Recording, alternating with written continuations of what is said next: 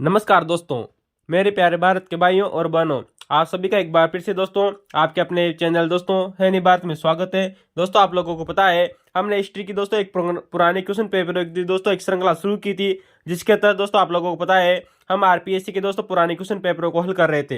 दोस्तों आज का हमारा दोस्तों जो भारत के इतिहास का आज का दोस्तों जो हमारा दोस्तों ये वीडियो है वो 130वां नंबर का वीडियो रहने वाला है। और दोस्तों हम इससे पहले करीबन दोस्तों 15 क्वेश्चन पेपरों को हल कर चुके थे। दोस्तों आज का हमारा दोस्तों ये पेपर दोस्तों 16 नंबर का रहने वाला है। तो दोस्तों अभी तक आपने दोस्तों है नहीं भारत को लाइक और सब्सक्राइब नहीं किया है तो कर लीजिए दोस्तों, क्योंकि आने वाले समय में दोस्तों चाहे दोस्तों वो यूपीएससी का एग्जाम हो चाहे वो दोस्तों आरपीएससी के एग्जाम हो, दोस्तों भारत का दोस्तों को इतिहास का दोस्तों एक भी क्वेश्चन यहाँ से बाहर जाने वाला नहीं है। दोस्तों चाहे आप दोस्तों एसएससी की तैयारी कीजिए, रेलवे की तैयारी कीजिए, पुलिस की तैयारी कीजिए, दोस्तों हम आप लोगों से वादे के साथ कहते हैं कि आने वाले समय में दोस्तों इतिहास का एक भी क्वेश्चन दोस्तों इन वीडियो के बाहर नहीं जाएगा।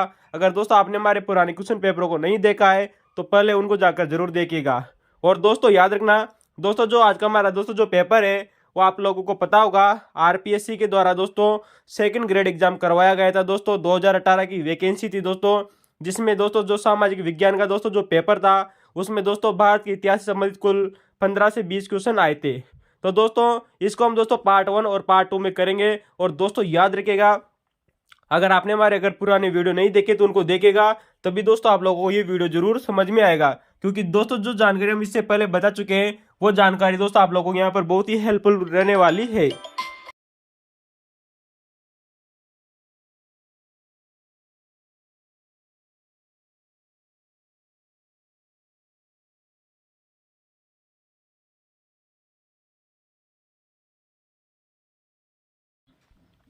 तो दोस्तों याद रखना। और दोस्तों जो हमारा दोस्तों जो सेकंड ग्रेड का एग्जाम है दोस्तों इसको हम दोस्तों पार्ट 1 और पार्ट 2 में करेंगे। तो दोस्तों आज का दोस्तों हमारा जो पार्ट 1 है इसमें दोस्तों हम करीबन 10 से 11 प्रश्नों को करेंगे और इसका पार्ट 2 भी देखना आप जरूर न भूलें दोस्तों, इसका पार्ट 2 भी कल अपलोड कर दिया जाएगा। तो दोस्तों हम शुरुआत करते हैं दोस्तों भारत के इतिहास के क्वेश्चनों से। दोस्तों बहुत ही शानदार वीडियो रहने वाला है और आने वाले समय में दोस्तों चाहे वो यूपीएससी का एग्जाम हो, आरपीएससी हो, दोस्तों मध्य प्रदेश हो, Bihar public public service commission का हो, एक भी क्वेश्चन दोस्तों यहाँ से बाहर नहीं जाएगा। यह आप लोग दोस्तों है इन बात पर विश्वास कर सकते हैं। ठीक है दोस्तों, तो शुरुआत करते हैं दोस्तों। हमारा पहला प्रश्न है कि निम्नलिखित में से कौन सा कथन सही है। दोस्तों यहाँ पर इतिहास से संबंधित एक क्वेश्चन आया था जिसमें दोस्तों 4 कथन दिए गए थे। कितने कथन दिए गए थे दोस्तों? 4 कथन दिए गए थे, जिनमें से दोस्तों 3 कथन सही थे और एक क्वेश्चन गलत था। दोस्तों जो कथन गलत था हमने उसको यहाँ से हटा दिया है और उसको दोस्तों हमने यहाँ पर सही कर कर आप लोगों को बताया जाएगा। तो शुरुआत करते हैं दोस्तों। कथन नंबर 1 था दोस्तों कि ऋग्वेद में 33 देवों का उल्लेख मिलता है। दोस्तों आपके सामने दोस्तों जो पहला ऑप्शन दिया गया था एग्जाम में कि जो हमारा दोस्तों जो ऋग्वेद है इसमें 33 देवों का उल्लेख मिलता है। दोस्तों आप लोगों को पता होगा भारतीय इतिहास में दोस्तों 4 वेद दिए गए हैं दोस्तों, ऋग्वेद, यजुर्वेद, सामवेद और दोस्तों अथर्ववेद। इनमें से दोस्तों जो यजुर्वेद है इसमें 33 देव का उल्लेख मिलता है। दोस्तों पहला कथन आप लोगों का बिल्कुल सही था। दूसरा कथन है दोस्तों कि 4 वर्ण, दोस्तों आपकी दोस्तों पता होगा जो 4 वर्ण थे दोस्तों उनमें से उनका ऋग्वेद के 10वें मंडल में, किसमें दोस्तों? ऋग्वेद के 10वें मंडल में के पुरुष सूक्त में। दोस्तों कौन सा सूक्त दोस्तों? याद रखना दोस्तों ऋग्वेद के 10वां मंडल के पुरुष सूक्त में दोस्तों वर्णन मिलता है। दोस्तों ये कथन बिल्कुल सही है। दोस्तों आप लोगों को पता होगा हमारी दोस्तों जो वर्ण व्यवस्था थी दोस्तों इसमें 4 वर्ण बताए गए हैं, जिनका सर्वप्रथम उल्लेख दोस्तों ऋग्वेद के 10वां दोस्तों जो मंडल है जो नवीनतम मंडल माना जाता है उसका एक सूक्त है दोस्तों पुरुष सूक्त, उसमें इसका वर्णन मिलता है। दोस्तों जो हमारा जो तीसरा ऑप्शन दिया गया था एग्जाम में, तीसरा ऑप्शन था दोस्तों कि 4 आश्रमों। दोस्तों याद रखना दोस्तों यहाँ पर आश्रम की बात की जा रही है। 4 आश्रमों का सबसे पहले उल्लेख दोस्तों सबसे पहले उल्लेख जाबालो उपनिषद में मिलता है। किस में मिलता है दोस्तों? जाबालो उपनिषद में मिलता है। दोस्तों ये तीसरा कथन भी बिल्कुल सही है दोस्तों। तो दोस्तों हमने जो यहाँ पर 3 क्वेश्चन जो कथन दिए गए थे वो बिल्कुल सही है दोस्तों, कि पहला कथन सही है, दूसरा कथन भी सही है और तीसरा कथन भी सही है।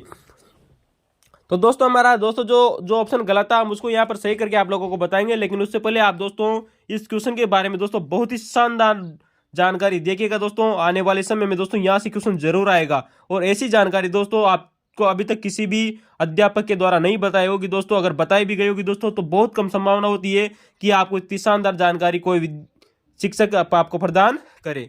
तो दोस्तों हम शुरुआत करते हैं दोस्तों आश्रम के बारे में। दोस्तों हमारा जो तीसरा ऑप्शन है कि 4 आश्रमों का सबसे पहले उल्लेख जाबाल उपनिषद में मिलता है।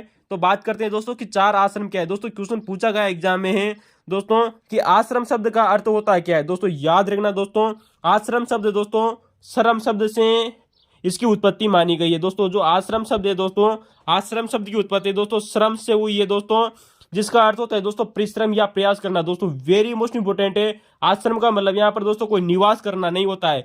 4 आश्रमों का मतलब है दोस्तों कि जो आश्रम है, इस शब्द का अर्थ दोस्तों जो अर्थ होता है वो होता है दोस्तों परिश्रम या प्रयास करना। वेरी मोस्ट इंपोर्टेंट है दोस्तों, एग्जाम में क्वेश्चन पूछा गया है दोस्तों एसएससी में कि आश्रम शब्द का अर्थ होता है क्या है, परिश्रम या प्रयास करना। दोस्तों यहाँ पर आप लोगों को दिया गया है कि दोस्तों 4 आश्रमों का सबसे पहले उल्लेख जाबालो उपनिषद में मिलता है। लेकिन दोस्तों याद रखना दोस्तों, एक यहाँ पर बहुत शानदार फैक्ट आता है कि दोस्तों जो 4 आश्रम है उनमें से प्रथम 3 आश्रमों का उल्लेख सर्वप्रथम कहां पर मिलता है। वेरी मोस्ट इंपोर्टेंट है कि प्रथम 3 जो आश्रम है दोस्तों प्रथम 3 आश्रम यानी कि ब्रह्मचर्य, गृहस्थ और वानप्रस्थ जो आश्रम है, इन तीनों का उल्लेख सर्वप्रथम किस में मिलता है। इसका उत्तर होगा दोस्तों छांदोग्य उपनिषद। कौन सा उत्तर होगा दोस्तों, छांदोग्य उपनिषद में दोस्तों प्रथम 3 आश्रमों का उल्लेख मिलता है। लेकिन अगर 4 आश्रमों का दोस्तों सबसे पहले उल्लेख आए तो दोस्तों जाबालो उपनिषदों का। दोस्तों यही इंपॉर्टेंट बात है जो आप लोगों को बताने योग्य हैं। तो दोस्तों आप जरूर याद रखिएगा कि प्रथम 3 आश्रमों दोस्तों जो आते हैं दोस्तों ब्रह्मचर्य, गृहस्थ आश्रम और दोस्तों वानप्रस्थ आश्रम, इन तीनों का उल्लेख दोस्तों सर्वप्रथम छांदोग्य उपनिषद में मिलता है। लेकिन वहीं हम बात करें दोस्तों कि 4 आश्रमों का सबसे पहले उल्लेख दोस्तों जाबालो उपनिषद में मिलता है। वेरी मोस्ट इंपोर्टेंट है दोस्तों, आप लोगों को दोस्तों ये बात जरूर याद रखनी चाहिए। दोस्तों आप लोगों को पता होगा सामाजिक विज्ञान में दोस्तों या फिर यूपीएससी मेंस में एक टॉपिक चलता है दोस्तों दर्शन शास्त्र। क्वेश्चन दोस्तों दर्शन शास्त्र में पूछा गया क्वेश्चन है दोस्तों, आप लोगों को पता है सेकंड ग्रेड एग्जाम में भी क्वेश्चन आया है कि मनुष्य के जीवन के दोस्तों जो चरम लक्ष्य है क्या है दोस्तों, मोक्ष। आप लोगों को पता है मनुष्य का दोस्तों जो जीवन है उसका चरम लक्ष्य होता है दोस्तों मोक्ष प्राप्ति करना। क्या प्राप्त करना दोस्तों, मोक्ष प्राप्ति करना। तो दोस्तों मनुष्य के जीवन के चरम लक्ष्य मोक्ष प्राप्ति की यात्रा में दोस्तों जो ये आश्रम व्यवस्था होती है, क्या होती है दोस्तों कि जो मोक्ष प्राप्ति की दोस्तों जो ये यात्रा है मानव जीवन की, इसमें दोस्तों जो ये आश्रम व्यवस्था का क्या योगदान रहता है। तो दोस्तों इसे दोस्तों विश्राम स्थल माना गया है। मोक्ष प्राप्ति हेतु जो आश्रम व्यवस्था है इसे विश्राम स्थल माना गया है। दोस्तों ये क्वेश्चन आया हुआ है दोस्तों, वेरी मोस्ट इंपोर्टेंट है, आप लोगों को जरूर याद रखना चाहिए। एक बार फिर देख लीजिए दोस्तों कि मनुष्य के जीवन में मनुष्य का दोस्तों जो जीवन है उसका दोस्तों चरम लक्ष्य यानी उच्चतम लक्ष्य क्या है दोस्तों, मोक्ष प्राप्त करना। और मोक्ष प्राप्त करने के लिए दोस्तों जो आश्रम व्यवस्था है इसको उसके बीच का पड़ाव माना गया था दोस्तों, इसे विश्राम स्थल माना गया है। किसको दोस्तों, आश्रम व्यवस्था को। ठीक है दोस्तों याद रखना दोस्तों फर्स्ट ग्रेड एग्जाम में दोस्तों क्वेश्चन पूछा जा चुका है। आप लोगों को दोस्तों याद रखना है दोस्तों, यहाँ से इंपॉर्टेंट बात आती है कि महाभारत के शांति पर्व में, किसमें दोस्तों, महाभारत के शांति पर्व में। दोस्तों आप लोगों को पता है शांति दोस्तों जो पर्व है दोस्तों ये महाभारत का एक पर्व है। इसमें दोस्तों चतुष्पदी, किसका दोस्तों याद रखना, महाभारत के शांति पर्व में चतुष्पदी यानी कि दोस्तों चतुष्पदी का अर्थ होता है दोस्तों 4 आश्रम।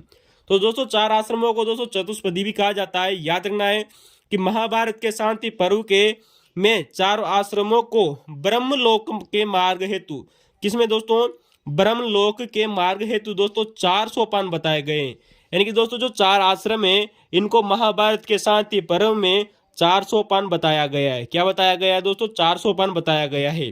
तो दोस्तों याद रखना चारों आश्रमों को महाभारत के शांति पर्व में 4 सोपान भी बताया गया है कि ये 4 सोपान हैं 4 आश्रम। ठीक है दोस्तों, किसमें बताया गया है दोस्तों, महाभारत के शांति पर्व में। दोस्तों अगला फैक्ट आता है दोस्तों, यहाँ से आप लोगों से क्वेश्चन बनता है कि दोस्तों जो आश्रम व्यवस्था है हमारे दोस्तों जो 4 आश्रम व्यवस्था है जो वैदिक काल से दोस्तों उत्तर वैदिक काल से दोस्तों जो चली आ रही है दोस्तों आश्रम व्यवस्था। तो दोस्तों क्वेश्चन पूछा गया है कि दोस्तों सर्वप्रथम आश्रम व्यवस्था की कल्पना किस काल में हो चुकी थी। वेरी मोस्ट इंपोर्टेंट बात है दोस्तों कि दोस्तों जो आश्रम व्यवस्था थी इसकी सर्वप्रथम कल्पना दोस्तों उपनिषद काल में, यानी कि दोस्तों जो हमारे दोस्तों जो उपनिषद लिखे गए थे और यहीं पर आप लोगों को दोस्तों एक शब्द मिला है दोस्तों छांदोग्य उपनिषद और दोस्तों जाबालो उपनिषद। यानी कि दोस्तों छांदोग्य उपनिषद में प्रथम 3 आश्रमों का उल्लेख मिलता है, जबकि दोस्तों जाबालो उपनिषद में दोस्तों चारों आश्रमों का एक साथ उल्लेख मिलता है। अतः मान सकते हैं दोस्तों कि आश्रम व्यवस्था की दोस्तों जो उत्पत्ति है या इसकी दोस्तों जो कल्पना है वो उपनिषद काल में हो चुकी थी। उपनिषद काल का मतलब आप जानते हो दोस्तों जो उत्तर वैदिक काल था दोस्तों उसमें दोस्तों आश्रम व्यवस्था समाज में स्थापित हो चुकी थी। तो दोस्तों आप लोगों को याद करने में कोई दिक्कत नहीं आएगी, क्योंकि छांदोग्य उपनिषद जो उपनिषद काल है उसी समय दोस्तों आया था, और जाबालो दोस्तों जो उपनिषद है ये भी उपनिषद काल में रचा गया था। अतः दोस्तों आश्रम व्यवस्था की उत्पत्ति दोस्तों उपनिषद काल यानी उत्तर वैदिक काल में मानी जाती है। ठीक है दोस्तों। दोस्तों एक बार दोस्तों आप लोगों को पता होगा दोस्तों, नेट जीआरए में दोस्तों एक क्वेश्चन आया था दोस्तों कि दोस्तों जो आश्रम व्यवस्था है हिंदू समाज में कब स्थापित हुई थी। वे इंपॉर्टेंट बात आती है दोस्तों कि दोस्तों जो हमारा दोस्तों जो सूत्र काल था, क्या है दोस्तों, दोस्तों जो हमारा जो सूत्र काल था उसमें दोस्तों जो आश्रम व्यवस्था थी ये हिंदू समाज में दोस्तों पूर्णतः प्रतिस्थापित हो चुकी थी। यानी कि दोस्तों हमारा दोस्तों जो हिंदू समाज है दोस्तों उसमें दोस्तों जो आश्रम व्यवस्था थी यह कब आई थी दोस्तों, इसका उत्तर होगा दोस्तों सूत्र काल में। दोस्तों आश्रम व्यवस्था की कल्पना तो दोस्तों उपनिषद काल में हो चुकी थी, लेकिन हिंदू समाज में दोस्तों ये मूलतः सूत्र काल में ही स्थापित हो पाई थी। इंपॉर्टेंट बात आती है दोस्तों, यूजीसी नेट में आया हुआ क्वेश्चन है दोस्तों, नेट जीआरएम एग्जाम में आप लोगों को जरूर याद रखना चाहिए। दोस्तों आप लोगों से एक बार क्वेश्चन भी पूछा जा सकता है कि दोस्तों ऐसा कौन सा धर्म सूत्र ग्रंथ है, ऐसा कौन सा धर्म सूत्र ग्रंथ है दोस्तों जिसमें चारों आश्रमों का उल्लेख मिलता है। दोस्तों यहाँ पर अगर आप लोगों से उपनिषद न पूछ करके, फिर गौर कीजिएगा दोस्तों, आप लोगों से उपनिषद न पूछ करके दोस्तों अगर धर्म सूत्र दे दिया जाए तो इसका उत्तर होगा दोस्तों कि गौतम धर्म सूत्र में। किसमें दोस्तों, गौतम धर्म सूत्र में चारों आश्रमों का सर्वप्रथम उल्लेख मिलता है। दोस्तों वेरी मोस्ट इंपोर्टेंट बात आती है, अगर दोस्तों आप लोगों को उपनिषद न दे करके अगर दोस्तों धर्म सूत्र पूछ लिया जाए तो इसका उत्तर होगा दोस्तों कि गौतम धर्म सूत्र में चारों आश्रमों का सबसे पहले उल्लेख मिलता है। वेरी मोस्ट इंपोर्टेंट बात आती है दोस्तों। और दोस्तों याद रखना दोस्तों, हम आप लोगों को एक और फैक्ट बता दें कि दोस्तों जो हमारा दोस्तों जो स्मृति काल रहा है, हमारा दोस्तों जो स्मृति काल था उसमें सर्वप्रथम विभिन्न आश्रमों के लिए दोस्तों जो हमारे दोस्तों जो 4 आश्रम थे उनके लिए दोस्तों एक विधि विधान यानी कि दोस्तों कानून बनाए गए थे सर्वप्रथम। तो आप लोगों से याद रखना है दोस्तों कि स्मृति काल में सर्वप्रथम चारों आश्रमों के लिए विधि विधान यानी कि दोस्तों कानून बनाए गए थे। किस काल में बनाए गए थे दोस्तों, स्मृति काल में। तो दोस्तों आप लोगों के सामने कुछ महत्वपूर्ण फैक्ट थे दोस्तों जो विभिन्न एग्जामों में पूछे गए हैं दोस्तों कि आश्रम शब्द का अर्थ क्या होता है दोस्तों, परिश्रम या प्रयास करना। सर्वप्रथम दोस्तों 3 आश्रमों का उल्लेख दोस्तों छांदोग्य उपनिषद में मिलता है, और प्रथम चारों आश्रमों का दोस्तों सर्वप्रथम उल्लेख जाबाल उपनिषद में मिलता है। लेकिन अगर हम बात करें दोस्तों कि दोस्तों चारों आश्रमों का सर्वप्रथम उल्लेख किस धर्म सूत्र में मिलता है, तो इसका उत्तर होगा दोस्तों गौतम धर्म सूत्र। ठीक है दोस्तों।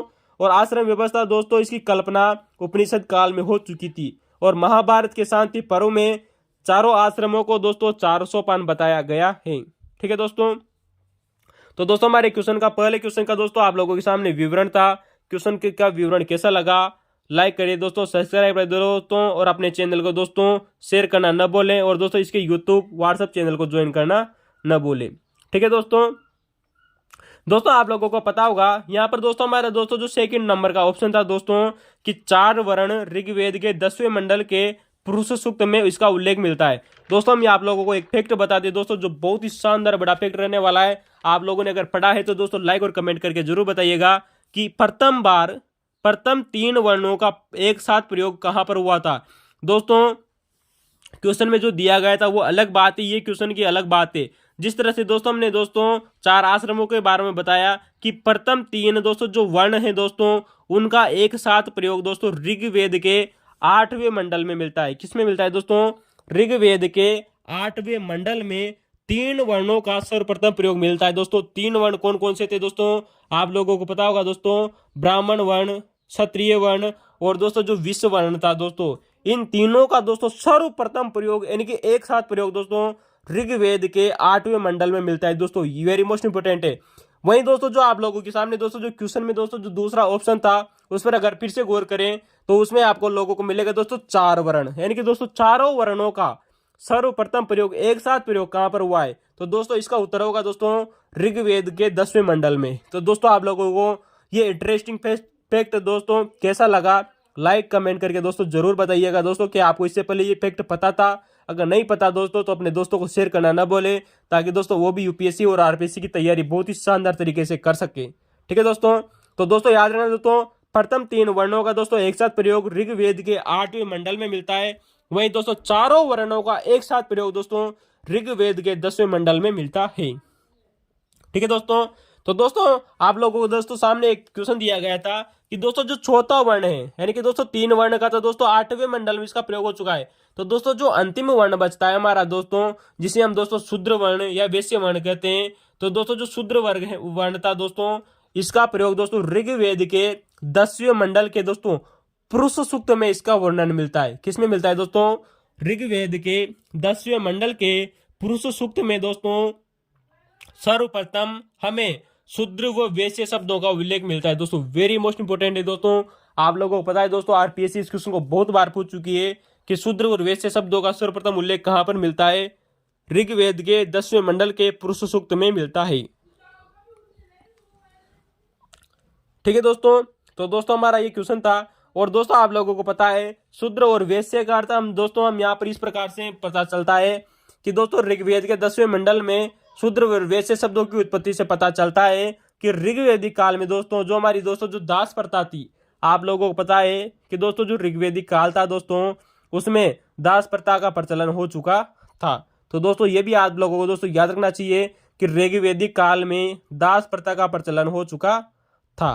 तो दोस्तों हमारा पहला क्वेश्चन कंप्लीट होता है। और आप लोगों को दोस्तों इसकी जानकारी कैसी लगी लाइक कमेंट करके जरूर बताइएगा। तो दोस्तों अगले क्वेश्चन की तरफ चलते हैं, जिससे पहले हम आप लोगों को बता दें दोस्तों कि दोस्तों हम इसको इस सेकंड ग्रेड दोस्तों जो एग्जाम है इसको पार्ट 1 और पार्ट 2 में करेंगे, तो पार्ट 2 जरूर देखना न भूले। ठीक है दोस्तों, तो दोस्तों प्रश्न नंबर 2 आप लोगों के सामने दोस्तों क्वेश्चन है कि बुद्ध की शिक्षाएं किसमें संकलित की गई है। दोस्तों इंपॉर्टेंट क्वेश्चन है दोस्तों, बहुत शानदार क्वेश्चन है। यूपीएससी एग्जाम में भी दोस्तों क्वेश्चन बार एग्जाम में रिपीट हो रहा है कि दोस्तों जो हमारे दोस्तों जो बौद्ध धर्म है, बौद्ध धर्म की दोस्तों जो शिक्षाएं हैं वो किस ग्रंथ में संकलित की गई है। तो इसका उत्तर क्या होगा दोस्तों, आप हमें कमेंट में जरूर बताइएगा। तो दोस्तों इसका उत्तर था दोस्तों जो आरपीएससी के द्वारा माना गया है, इसका उत्तर होगा दोस्तों सुत्त पिटक। क्या होगा दोस्तों? सुत्त पिटक। तो दोस्तों जो बुद्ध की दोस्तों जो शिक्षाएं थी, आप लोगों को पता है बौद्ध धर्म दोस्तों जो हमारा दोस्तों जैन धर्म और बौद्ध धर्म दोस्तों ये सर्वप्रथम दोस्तों ब्राह्मणों के खिलाफ दोस्तों उत्पन्न हुए दोस्तों एक धर्म थे। वैसे दोस्तों ये हिंदू धर्म से ही निकले एक प्रमुख धर्म थे। तो दोस्तों याद रखना दोस्तों, सुत्त पिटक की बात हो रही है दोस्तों, बौद्ध धर्म की बात हो रही है। हम चर्चा करते हैं दोस्तों कि बौद्ध धर्म में दोस्तों 3 पिटक माने गए दोस्तों, सुत्त पिटक, विनय पिटक और अभिधम्म पिटक। दोस्तों जिनमें से दोस्तों जो सुत्त पिटक है ये सबसे बड़ा पिटक माना गया है। तो दोस्तों आइए हम बात करते हैं दोस्तों सुत्त पिटक की, जहां से दोस्तों आरपीएससी और यूपीएससी द्वारा बार एग्जाम में क्वेश्चन पूछा जा रहा है। चलिए दोस्तों चर्चा करते हैं सुत्त पिटक की। दोस्तों आप लोगों को पता है दोस्तों जो सुत्त पिटक है दोस्तों ये बौद्ध धर्म का एक प्रमुख ग्रंथ माना जाता है। और इस ग्रंथ में दोस्तों बौद्ध धर्म के सिद्धांतों का उल्लेख मिलता है। दोस्तों बौद्ध धर्म के दोस्तों जितने भी सिद्धांत थे उन सब का उल्लेख इसी में मिलता है। और दोस्तों बौद्ध धर्म की दोस्तों जितनी भी शिक्षाएं, यानी दोस्तों जो भगवान जो बुद्ध थे उनके द्वारा दी गई दोस्तों जो शिक्षाएं हैं उनका उल्लेख भी दोस्तों सुत्त पिटक में ही मिलता है। वहीं दोस्तों याद रखना है दोस्तों, भगवान बुद्ध ने दोस्तों जितने भी उपदेश दिए अपने जीवन काल में उन सब का उल्लेख दोस्तों या उन उपदेशों का संग्रह दोस्तों सुत्त पिटक नामक ग्रंथ में किया गया है। किसमें किया गया है दोस्तों? सुत्त पिटक में। तो एक बार फिर देखिएगा दोस्तों कि सुत्त पिटक नामक ग्रंथ में बौद्ध धर्म के सिद्धांतों और उस भगवान बुद्ध की शिक्षाओं और उनके उपदेशों का संग्रह किया गया है। तो दोस्तों वेरी इंपॉर्टेंट है सुत्त पिटक।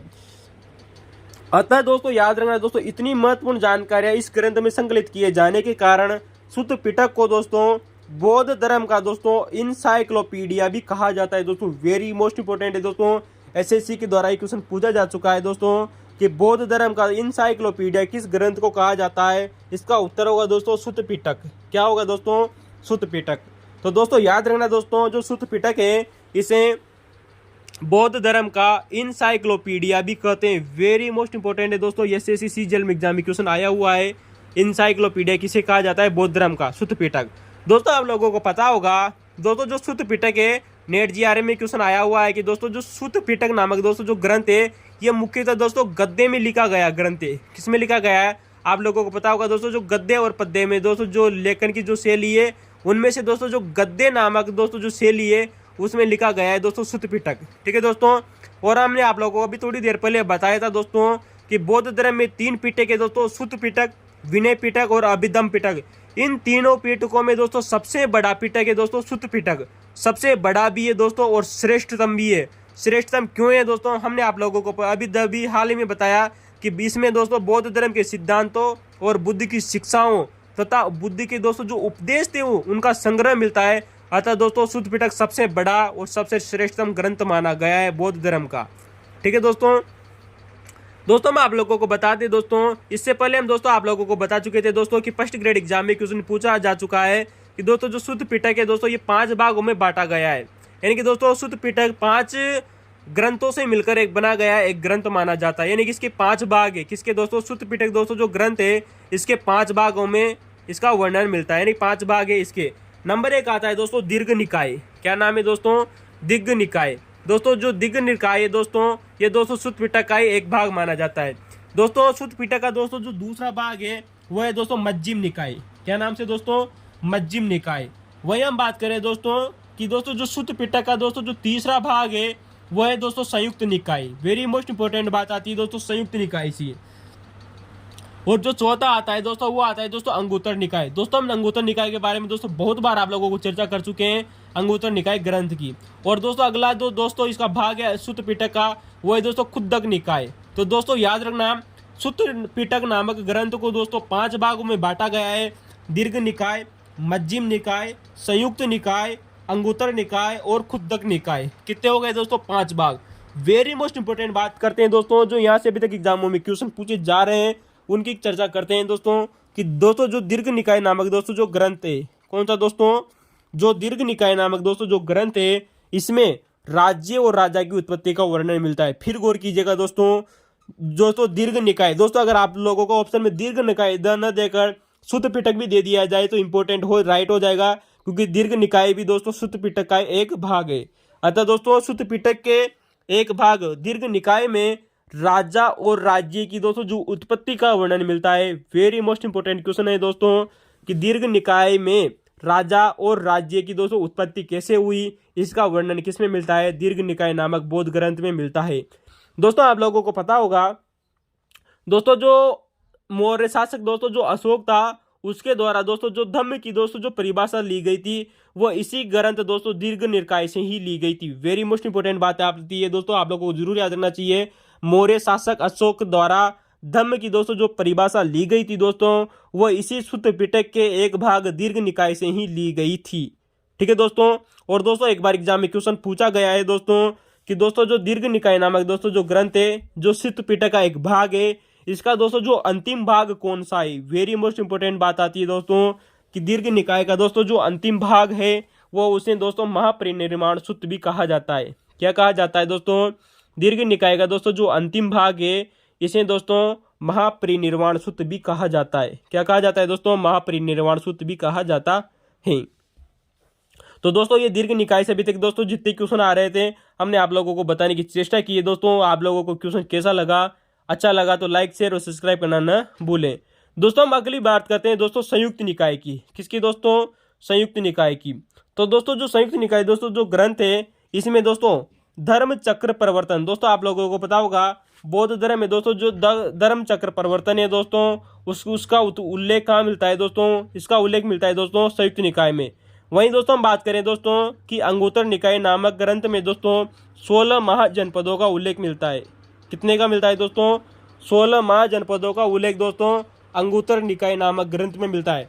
दोस्तों आने वाले समय में आप लोगों से क्वेश्चन पूछा जा सकता है कि 16 महाजनपदों का उल्लेख किस में मिलता है। अगर दोस्तों आप लोगों को ऑप्शन में दोस्तों अंगुत्तर निकाय न दिया जाए तो आप दोस्तों इसका उत्तर दोस्तों शुद्ध पिटक भी कर सकते हैं, क्योंकि दोस्तों शुद्ध पिटक का ही एक भाग है दोस्तों अंगुत्तर निकाय। ठीक है दोस्तों, वेरी मोस्ट इंपोर्टेंट है दोस्तों, क्वेश्चन बन सकता है दोस्तों याद रखना है दोस्तों हमने आप लोगों को अभी थोड़ी देर पहले बताया कि दोस्तों हमारा जो संयुक्त निकाय है दोस्तों जो संयुक्त निकाय है दोस्तों इसमें दोस्तों धर्म चक्र परिवर्तन जो दोस्तों जो सूत्र है उसका उल्लेख मिलता है कि दोस्तों जो भगवान जो बौद्ध थे उनके द्वारा दोस्तों जो धर्म चक्र परिवर्तन दिया गया था उसका उल्लेख कहाँ मिलता है दोस्तों संयुक्त निकाय में।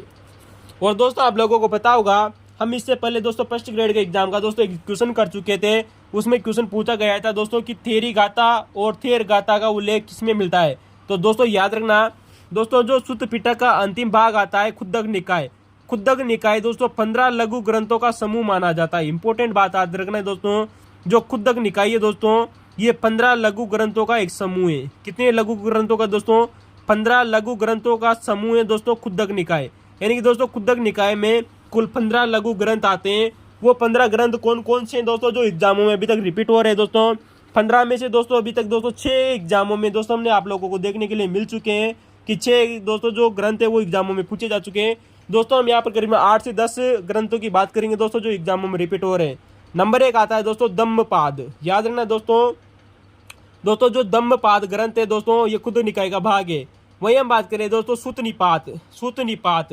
वहीं दोस्तों थेरी गाथा और थेर गाथा इंपोर्टेंट है दोस्तों, आरपीएससी पूछ चुकी है। बुद्ध वंश भी दोस्तों खुद निकाय का एक भाग माना जाता है। और अगला ग्रंथ है दोस्तों जातक। दोस्तों याद रखना दोस्तों जो जातक ग्रंथ है ये भी खुद निकाय का भाग है। वेरी मोस्ट इंपोर्टेंट है दोस्तों कि जातक में 546 भगवान बुद्ध की कथाओं का वर्णन मिलता है दोस्तों। इंपोर्टेंट है दोस्तों, नेट जीआरए में क्वेश्चन पूछा जा चुका है कि जातक नामक ग्रंथ में भगवान बुद्ध की कितनी की कथाओं का उल्लेख मिलता है दोस्तों? 546। वहीं दोस्तों हम अगले ग्रंथों की चर्चा करते हैं दोस्तों अपादान और चर्यापीटक। याद रखना दोस्तों अपादान व चर्यापीटक और दोस्तों निच्छेद।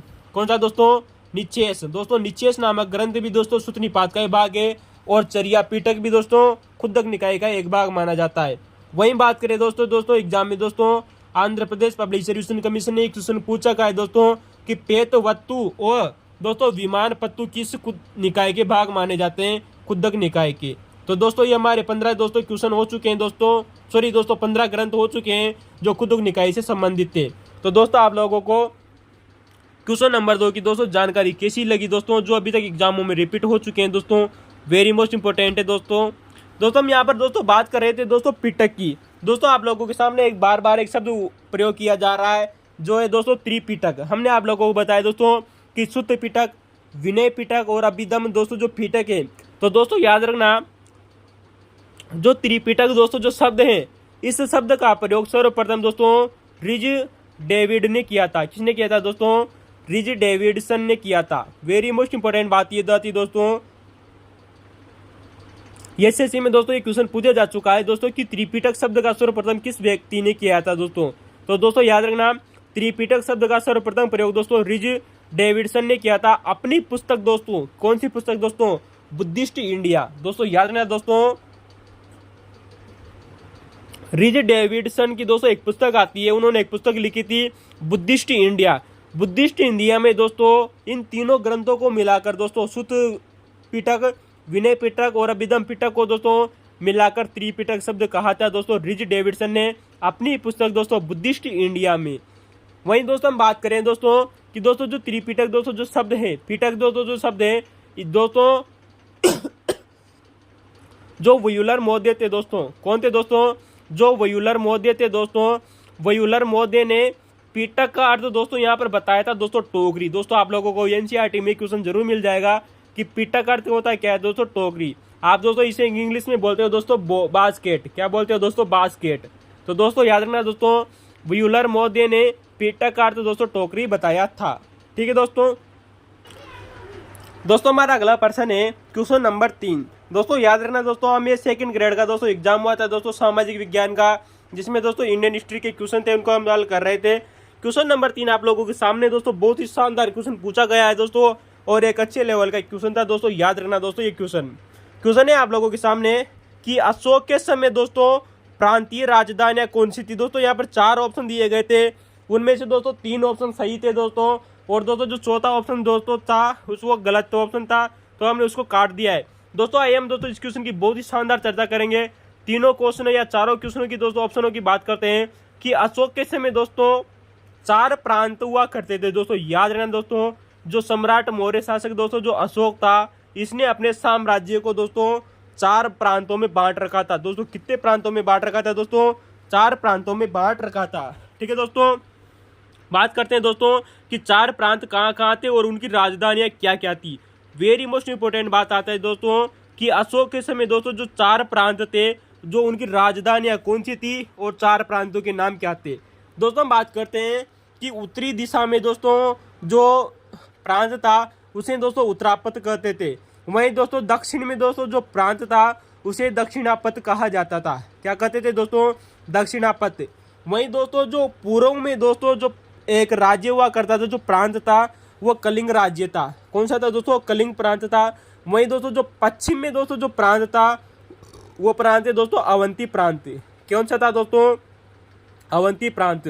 तो दोस्तों मौर्य शासक दोस्तों जो अशोक था उसके दोस्तों 4 प्रांत थे दोस्तों, उत्तरापत, दक्षिणापत और कलिंग प्रांत और अवंती प्रांत। दोस्तों याद रखना दोस्तों, जिनमें से दोस्तों जो उत्तरापत की दोस्तों जो राजधानी हुआ करती थी वो हुआ करती थी दोस्तों तक्षशिला। क्या नाम है दोस्तों? तक्षशिला। वहीं हम बात करें दोस्तों कि कलिंग प्रांत की दोस्तों जो राजधानी थी वो थी दोस्तों तोसली। क्या थी दोस्तों? तोसली। वहीं हम बात करेंगे दोस्तों कि दक्षिणापत की दोस्तों जो राजधानी थी वो दोस्तों सुवर्णगिरी थी। क्या थी दोस्तों? सुवर्णगिरी। तो दोस्तों ये 3 एग्जामों में दी गई की क्वेश्चन थी।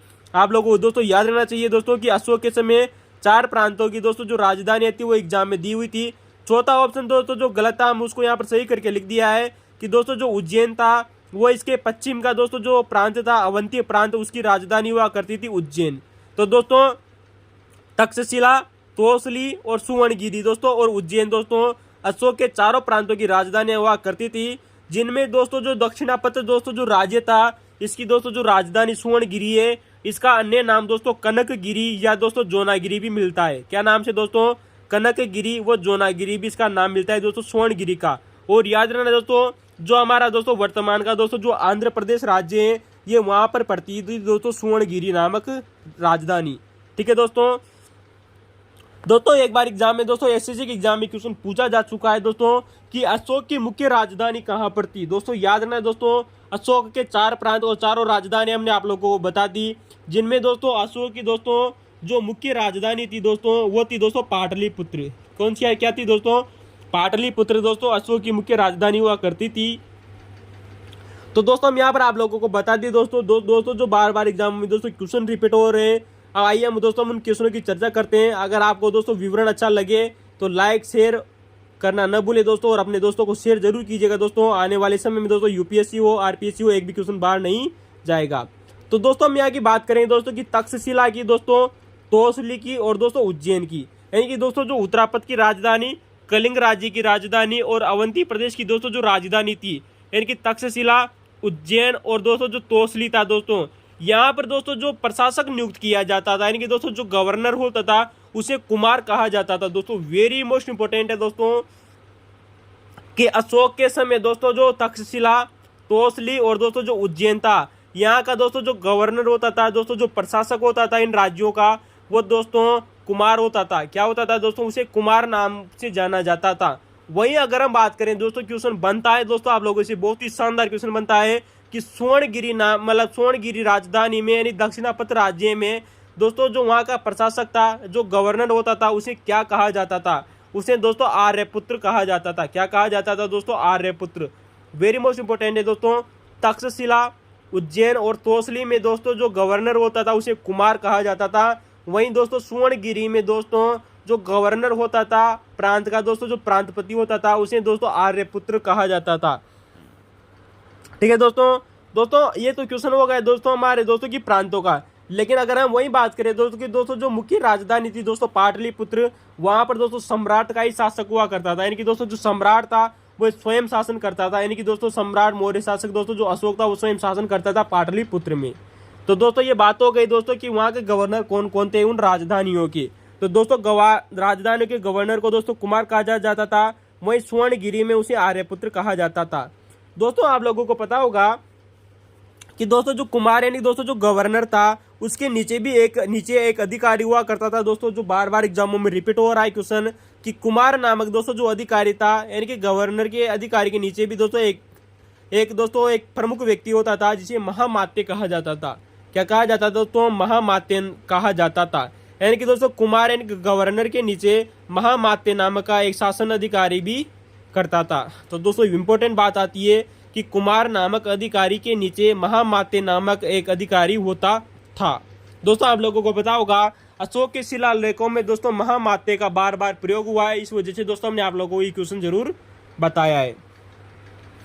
वहीं दोस्तों हम अगली बात करते हैं। आप लोगों को पता होगा दोस्तों ये क्वेश्चन एसएससी सीजीएल में क्वेश्चन पूछा जा चुका है, यूपीएससी एग्जाम को क्वेश्चन को पूछ चुकी है। दोस्तों आप लोगों को पता होगा कि दोस्तों जो राजा अशोक था यानी कि दोस्तों जो सम्राट अशोक था सम्राट अशोक और दोस्तों जो उसका दोस्तों जो पुत्र दोस्तों जो कुणाल था, वो शासक बनने से पहले किन किन प्रांतों के दोस्तों गवर्नर रह चुका था। दोस्तों आप लोगों से क्वेश्चन बनता है कि मौर्य शासक अशोक और दोस्तों उसका पुत्र दोस्तों जो कुणाल था, वो शासक बनने से पहले उज्जैन और तक्षशिला के कुमार रह चुके थे। कहाँ के रह चुके थे दोस्तों? तक्षशिला और दोस्तों जो उज्जैन थे वहाँ के दोस्तों कुमार, यानी कि दोस्तों हम यूँ कहें कि दोस्तों की गवर्नर रह चुके थे उन प्रांतों के। आप लोगों को ये क्वेश्चन जरूर पता होगा दोस्तों कि मौर्य शासक दोस्तों जो अशोक था वो उज्जैन और तक्षशिला का गवर्नर भी रह चुका था, यानी कि गवर्नर अर्थात दोस्तों कुमार रह चुका था। ठीक है दोस्तों एक बार एग्जाम में क्वेश्चन पूछा गया है दोस्तों, बहुत ही शानदार लेवल का क्वेश्चन पूछा गया है कि दोस्तों जो प्रांतीय नौकरशाही हुआ करती थी मौर्य साम्राज्य के समय, उन पर सबसे अधिक निगरानी कौन सा नामक अधिकारी करता था। इंपॉर्टेंट है दोस्तों कि चर नामक दोस्तों जो अधिकारी होता था। क्या दोस्तों? चर नामक दोस्तों जो अधिकारी होता था दोस्तों, कर्मचारी होता था, ये प्रांतीय दोस्तों जो नौकरशाही हुआ करती थी दोस्तों मौर्य साम्राज्य के समय। किसके समय दोस्तों? मौर्य साम्राज्य के समय दोस्तों जो प्रांतीय नौकरशाही थी उस पर कड़ी नजर रखने का कार्य करता था दोस्तों चर नामक अधिकारी। ठीक है दोस्तों, वेरी मोस्ट इंपॉर्टेंट है दोस्तों, बहुत अच्छा क्वेश्चन है दोस्तों। एक क्वेश्चन बनता है कि दोस्तों कि मौर्य साम्राज्य का दोस्तों जो प्रशासन था, मौर्य साम्राज्य का जो प्रशासन था उसका क्रम बताइए। दोस्तों एक क्वेश्चन बार बार एग्जामों में रिपीट हो रहा है, फर्स्ट ग्रेड एग्जाम में क्वेश्चन पूछी जा चुका है दोस्तों, नेट जीआरए में तो दोस्तों इस क्वेश्चन की हद नहीं कितनी बार एग्जाम में क्वेश्चन आया है। तो दोस्तों याद रखना कि दोस्तों जो प्रांतीय दोस्तों जो प्रशासन था दोस्तों मौर्य साम्राज्य का, वो पहला तो दोस्तों राजा था और राजा के बाद में दोस्तों जो प्रांतों में बटा हुआ था, 4 प्रांत थे दोस्तों, उन 4 प्रांतों की हमने आप लोगों से चर्चा कर ली। जिसके बाद में होता था दोस्तों मंडल। क्या होता था दोस्तों? मंडल। और दोस्तों जो मंडल का दोस्तों जो प्रधान होता था दोस्तों वो प्रदेष्टा कहलाता था। वहीं हम बात करें दोस्तों इसके मंडल के बाद में दोस्तों जो बटा हुआ था दोस्तों वो आहार विषयक या जनपद में बटा हुआ था। यानी कि दोस्तों आहार बोल दीजिए, विषयक बोल दीजिए दोस्तों, या बोल दीजिए दोस्तों जनपद। दोस्तों इसे जिला भी कहा जाता था। आहार को क्या कहा जाता था दोस्तों? जिला। और दोस्तों जो जिले का दोस्तों जो अधिकारी होता था या प्रधान होता था उसे एग्रोनोमोई कहा जाता था। क्या कहा जाता था दोस्तों? एग्रोनोमोई कहा जाता था, जो मेगास्थनीज ने जनपद के प्रधान के लिए इस्तेमाल किया गया शब्द था।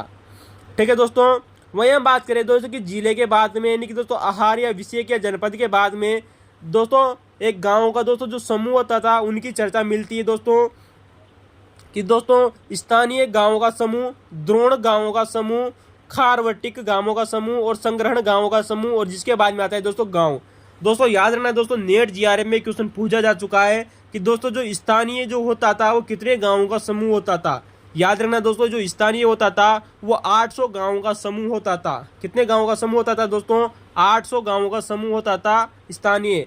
वहीं हम बात करें दोस्तों कि द्रोणमुख जो होता था दोस्तों वो 400 गांवों का समूह होता था। क्या होता था दोस्तों? 400 गांवों का समूह होता था। वहीं दोस्तों जो खारवटिक था दोस्तों ये 200 गांवों का समूह होता था। कितने गांवों का दोस्तों? 200 गांवों का समूह। वहीं हम बात करें दोस्तों कि संग्रहण की, संग्रहण का दोस्तों जो संग्रहण होता था वो 10 गांवों का समूह मिलकर संग्रहण कहलाता था। दोस्तों मौर्य साम्राज्य की दोस्तों जो सबसे अंतिम या सबसे छोटी दोस्तों जो प्रशासनिक इकाई थी वो थी दोस्तों गांव। तो दोस्तों याद रखना दोस्तों जो गांव होते थे वो प्रशासन की सबसे छोटी इकाई होती थी मौर्य साम्राज्य के समय। तो दोस्तों याद रखनी चाहिए दोस्तों आप लोगों को कि स्थानीय 800 गांवों का समूह था, द्रोणमुख 400 गांवों का समूह होता था, खारवटिक 200 गांवों का समूह था, संग्रहण दोस्तों 10 गांवों का समूह होता था। संग्रहण का दोस्तों जो मुख्य अधिकारी होता था दोस्तों वो गोप कहलाता था। क्या कहलाता था दोस्तों? गोप। वहीं दोस्तों हम बात करें दोस्तों ये क्वेश्चन आप लोगों से एग्जाम में क्वेश्चन पूछा गया है, क्वेश्चन है कि दोस्तों जो मौर्य साम्राज्य के समय जो जनपद होता था उसका प्रधान क्या कहलाता था? इसका उत्तर होगा दोस्तों एग्रोनोमोई। क्या नाम से दोस्तों? एग्रोनोमोई। दोस्तों एग्रोनोमोई शब्द दोस्तों मेगास्थनीज के द्वारा जनपद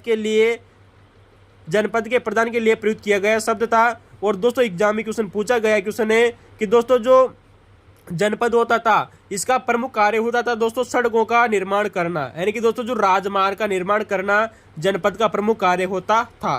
तो दोस्तों आप ये क्वेश्चन की दोस्तों विवरण कैसा लगा आप हमें दोस्तों कमेंट में जरूर बताइएगा। हम अगले क्वेश्चन की दोस्तों चर्चा करते हैं, क्वेश्चन नंबर 4। हम दोस्तों 3 क्वेश्चनों कल कर चुके थे दोस्तों, और दोस्तों हमारा दोस्तों ये वीडियो दोस्तों पार्ट 2 जो एक ना जरूर ना भूले। ठीक है दोस्तों क्वेश्चन नंबर 4 है आप लोगों के सामने कि दोस्तों उन साहित्यिक स्रोतों की को पहचाने। यानी कि दोस्तों पुनः क्वेश्चन दोस्तों गुप्तकाल से क्वेश्चन पूछा गया आप लोगों के सामने। गुप्त काल का दोस्तों बहुत ही शानदार क्वेश्चन है दोस्तों कि उन साहित्यिक स्रोतों को पहचानिए जिसमें दोस्तों रामगुप्त, दोस्तों आप लोगों ने एक शासक का नाम सुना होगा दोस्तों रामगुप्त।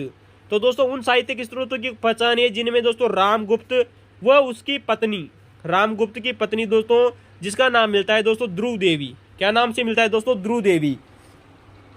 दोस्तों ध्रुव देवी को दोस्तों ध्रुव स्वामिनी भी इसका नाम मिलता है। क्या नाम से मिलता है दोस्तों? ध्रुव स्वामिनी भी इसका नाम मिलता है। तो दोस्तों क्वेश्चन है आप लोगों के सामने कि उन साहित्यिक स्रोतों को पहचानिए जिसमें रामगुप्त व उसकी पत्नी ध्रुव देवी की कथा का वर्णन मिलता है। तो दोस्तों इसका उत्तर क्या रहने वाला है? दोस्तों यहाँ पर 4 ऑप्शन दिए गए थे दोस्तों, जिनमें से दोस्तों 3 ऑप्शन सही थे दोस्तों, चौथा ऑप्शन गलत था। हम उसको भी जरूर आप लोगों को बताएंगे और उन 3 ऑप्शनों की चर्चा करते हैं आप लोगों के सामने।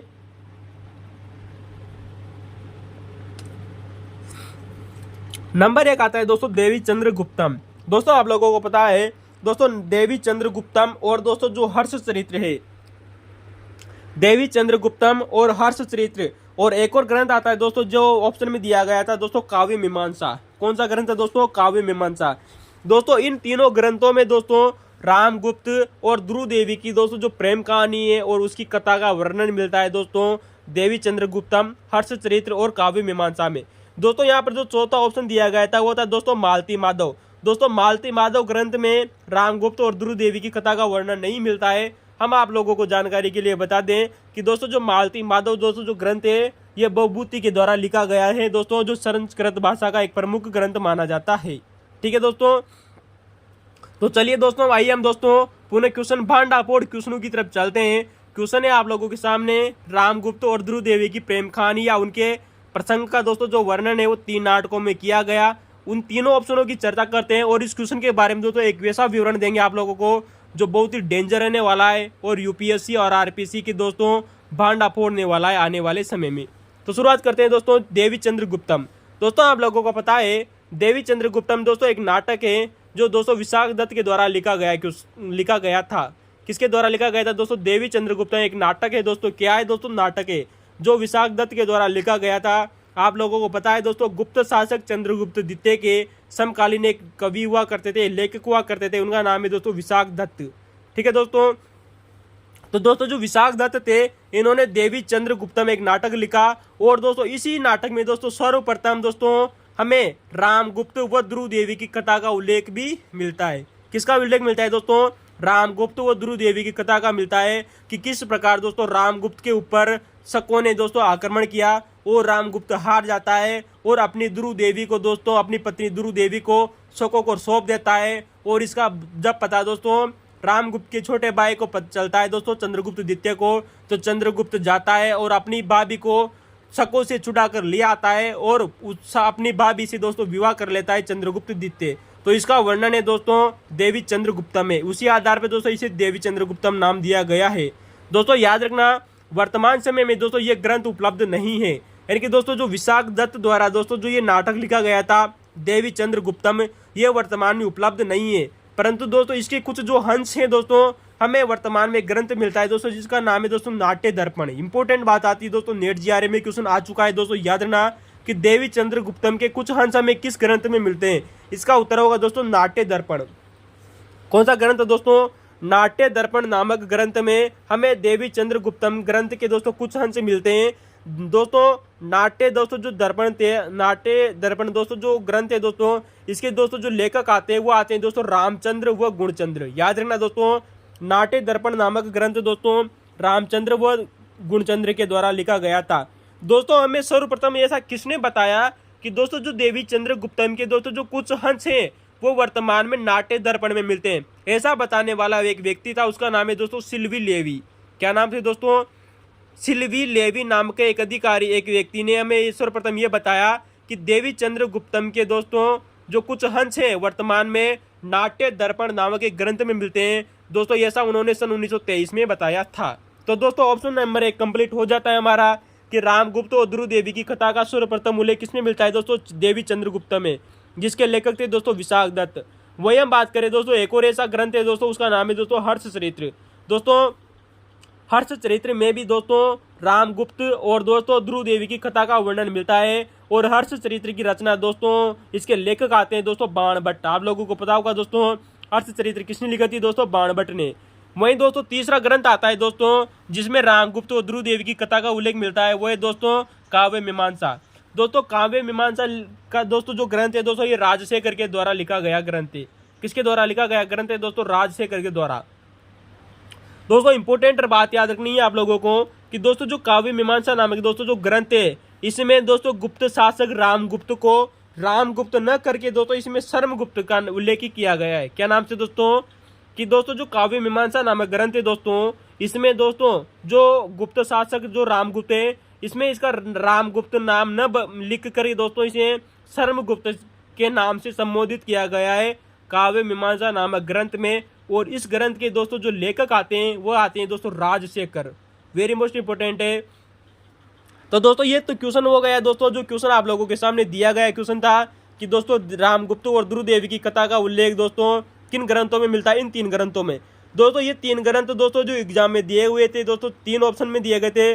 और अब हम उन ग्रंथों की चर्चा करते हैं दोस्तों जिनके इन ग्रंथों के अलावा जिनमें दोस्तों रामगुप्त और ध्रुव देवी की कथा का उल्लेख मिलता है। तो दोस्तों 3 ऐसे ग्रंथ और हैं दोस्तों जिनमें रामगुप्त व ध्रुव देवी की कथा का उल्लेख मिलता है। नंबर 1 आता है दोस्तों, जरूर याद रखना है दोस्तों, आने वाले समय में आप लोगों से क्वेश्चन पूछा जा सकता है, यह दोस्तों ये ऑप्शन दिए जा सकते हैं। दोस्तों नंबर 1 ग्रंथ आता है दोस्तों श्रृंगार प्रकाश। दोस्तों इंपॉर्टेंट बात आती है दोस्तों कि श्रृंगार प्रकाश या फिर दोस्तों इसे श्रृंगार रूपकम भी बोलते हैं। क्या बोलते हैं दोस्तों, इसे श्रृंगार प्रकाश या श्रृंगार रूपकम भी बोलते हैं। दोस्तों इस ग्रंथ में भी दोस्तों जो राजा जो परमार भोज थे दोस्तों, कौन थे दोस्तों, आप लोगों को दोस्तों भोज परमार के बारे में आप लोगों ने सुना होगा दोस्तों कि दोस्तों जो परमार भोज थे उनके द्वारा एक ग्रंथ लिखा गया था दोस्तों श्रृंगार प्रकाश। दोस्तों श्रृंगार प्रकाश या श्रृंगार रूपकम, इस ग्रंथ में भी दोस्तों रामगुप्त व ध्रुव देवी की कथा का उल्लेख मिलता है। याद रखना दोस्तों श्रृंगार प्रकाश में भी। वहीं दोस्तों आप लोगों को पता होगा कि हर्ष चरित्र में जो बाणभट्ट द्वारा लिखा गया था इसमें दोस्तों रामगुप्त की कथा का उल्लेख मिलता है।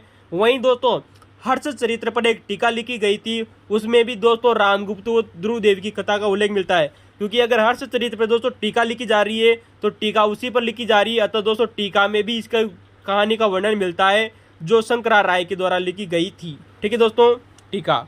वहीं दोस्तों एक और इम्पोर्टेंट ग्रंथ आता है जिसमें रामगुप्त व ध्रुव देवी की कथा का उल्लेख मिलता है। वेरी मोस्ट इंपोर्टेंट है दोस्तों, यूजीसी नेट में क्वेश्चन आया हुआ है दोस्तों कि मुजलम, क्या नाम है दोस्तों, मुजलम उत तवारिक नामक ग्रंथ में भी दोस्तों रामगुप्त व ध्रुव देवी की कथा का उल्लेख मिलता है।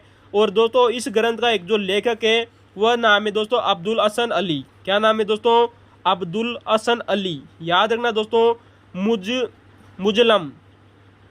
मुजलम उत तवारिक नामक ग्रंथ का दोस्तों जो लेखक है वो आते हैं दोस्तों अब्दुल हसन अली। दोस्तों ये पारसी भाषा में लिखा गया एक ग्रंथ है दोस्तों, किसमें लिखा गया है दोस्तों, पारसी भाषा में लिखा गया एक ग्रंथ है। वैसे ये ग्रंथ दोस्तों मूलतः दोस्तों अरबी भाषा में था जिसे पारसी भाषा में लिखा गया था अबुल हसन अली के द्वारा 1226 में। दोस्तों किसमें लिखा गया था दोस्तों, पारसी भाषा में 1226 में लिखा गया ग्रंथ है। और इस ग्रंथ में भी दोस्तों रामगुप्त और ध्रुव देवी की कथा का उल्लेख मिलता है। तो दोस्तों 6 ग्रंथ हो गए दोस्तों, याद रखना दोस्तों जिनमें रामगुप्त व ध्रुव देवी की कथा का उल्लेख मिलता है। देवी चंद्रगुप्तम, हर्ष चरित्र और काव्य मीमांसा जो एग्जाम में दिए हुए थे। 3 ऑप्शन हमने आप लोगों को बताए दोस्तों कि श्रृंगार प्रकाश, हर्ष चरित्र की टीका और मुजलम उत तवारिक में भी दोस्तों रामगुप्त और ध्रुव देवी की कथा का उल्लेख मिलता है। दोस्तों इंपोर्टेंट याद रखना, यूपीएससी में क्वेश्चन आ सकता है। तो दोस्तों आइए हम बात करते हैं दोस्तों कि दोस्तों जो गुप्त शासक था, कौन था दोस्तों, जो गुप्त शासक था दोस्तों रामगुप्त, इसका ऐतिहासिक साक्ष्य हमें कहाँ से प्राप्त होते हैं। दोस्तों याद रखना दोस्तों यहाँ पर 3 ताम्रपत्र आप लोगों से पूछे जा सकते हैं। दोस्तों आप लोगों को पता होगा दोस्तों गुप्त साम्राज्य के समय दोस्तों दक्षिणी भारत में दोस्तों एक राजवंश था, उसका नाम है दोस्तों राष्ट्रकूट वंश। क्या नाम है दोस्तों, राष्ट्रकूट वंश। दोस्तों जो राष्ट्रकूट दोस्तों जो वंश था उसके दोस्तों 3 अभिलेख प्राप्त होते हैं हमें, जिनमें दोस्तों रामगुप्त की जानकारी प्राप्त होती है। किसकी दोस्तों, रामगुप्त की जानकारी। राष्ट्रकूट वंशी दोस्तों 3 अभिलेख प्राप्त होते हैं जिनमें रामगुप्त की जानकारी मिलती है। कौन कौन से अभिलेख थे दोस्तों, आइए हम चर्चा करते हैं। संजय ताम्रपत्र दोस्तों संजय दोस्तों जो ताम्रपत्र था दोस्तों ये दोस्तों अमोघ वर्ष प्रथम के द्वारा 871 में लिखवाया गया था ताम्रपत्र। दोस्तों याद रखना, संजय नामक ताम्रपत्र में जो राष्ट्रकूट शासक अमोघ वर्ष का है दोस्तों 871 ईस्वी का। कब का है दोस्तों? 871 ईस्वी का अमोघ वर्ष नामक एक राष्ट्रकूट शासक द्वारा लिखा गया था। इसमें दोस्तों गुप्त शासक रामगुप्त की जानकारी मिलती है। ठीक है दोस्तों। वहीं दोस्तों राष्ट्रकूट शासक एक और वो था जिसका नाम है दोस्तों गोविंद चतुर्थ। दोस्तों जो गोविंद फोर्थ था इसके द्वारा दोस्तों दो ताम्रपत्र लिखवाए गए, काम्बे का ताम्रपत्र व दोस्तों संगाली का ताम्रपत्र। इन दोनों में भी दोस्तों रामगुप्त का वर्णन मिलता है। तो दोस्तों काम्बे का ताम्रपत्र, संगाली का ताम्रपत्र दोस्तों गोविंद चतुर्थ के द्वारा लिखवाए गए थे। वहीं दोस्तों संजय नामक ताम्रपत्र दोस्तों अमोघ वर्ष प्रथम के द्वारा जो राष्ट्रकूट शासक था उसके द्वारा खुदवाया ग्रंथ था। तो दोस्तों याद रखना। वहीं दोस्तों इन ताम्रपत्रों के अलावा हमें रामगुप्त की जानकारी दोस्तों एक मूर्ति अभिलेखों से मिलती है। दोस्तों आप लोगों को पता होगा दुर्जनपुर का दोस्तों जो जैन मूर्ति अभिलेख है, जो दोस्तों हमें बेसनगर विदिशा मध्य प्रदेश से मिला है। कहाँ से मिला है दोस्तों? दुर्जनपुर का दोस्तों जो जैन मूर्ति अभिलेख है जो बेसनगर विदिशा मध्य प्रदेश से मिला है। इस मूर्ति अभिलेख में दोस्तों जो रामगुप्त है उसे दोस्तों महाराजाधिराज कहा गया है। क्या कहा गया है दोस्तों? महाराजाधिराज कहा गया है।